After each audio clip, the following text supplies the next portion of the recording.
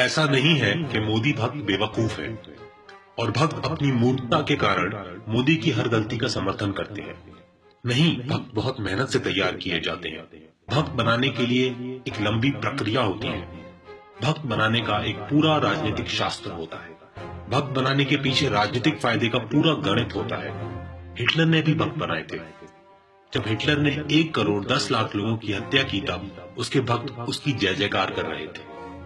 Hitler ने अपने भक्तों के दिमाग में बिठा दिया था कि यहूदी हमारी नौकरी खा रहे हैं। हमारी सारी समस्या की जड़ यहूदी है।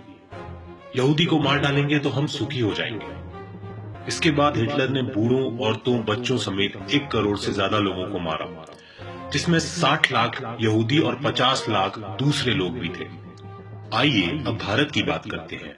भारत में संघ ने आजादी से पहले ही मुसलमानों, ईसाइयों और दलितों के विरुद्ध नफरत फैलाने का अभियान शुरू कर दिया था। बड़ी जातियां जो भारत में हमेशा से पैसा और सत्तावान थीं, वे संघ की जन्मदाता थीं। इनका उद्देश्य यही था कि भारत की आजादी के बाद भी पैसे और सत्ता पर हमारा ही कब्जा रहना चाहिए। पिछली 4 पीढ़ियों से भक्त तैयार करने का काम अब इस मकाम पर पहुंच गया कि इन लोगों ने भारत की सत्ता पर कब्जा करने में सफलता पा ली। भक्त 2 भावनाओं से भरा हुआ रहता है, मुसलमानों के प्रति नफरत और मुसलमानों से डर। और मुसलमानों के प्रति नफरत और डर की सबसे सशक्त अभिव्यक्ति का माध्यम होता है मुसलमानों के खिलाफ दंगा। दंगा ही इस डर और नफरत की ऑक्सीजन है। लंबे समय तक दंगा ना हो तो भक्त के दिमाग से मुसलमानों के प्रति डर और नफरत दोनों खत्म हो जाएंगे। इसीलिए बीच बीच में संघ दंगे कराता रहता है। मोदी जैसा बनावटी करिश्माई नेता इसलिए तैयार किया जाता है ताकि लोगों को नेता की भक्ति के नशे में डालकर देश की अर्थव्यवस्था और शासन पर कब्जा किया जाए। और जब देश को लूटा जाए तो नशे में डूबे हुए लोग कोई आपत्ति ना करें।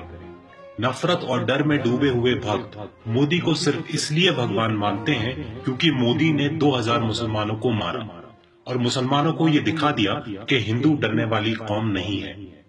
भक्त मानते हैं कि मुगलों के शासन में अपना आत्मसम्मान खो चुकी हिंदू अस्मिता मोदी ने वापस दिला दी। भक्त ये भी मानते हैं कि अब अगर मोदी किसी भी मुद्दे पर नीचा दिखते हैं तो उसका अर्थ होगा कि हमारे शाश्वत दुश्मन मुसलमान जीत जाएंगे। मुसलमानों से हार जाने का काल्पनिक भय ही भक्तों को मोदी की हर गलत बात का समर्थन करने के लिए मजबूर करता है।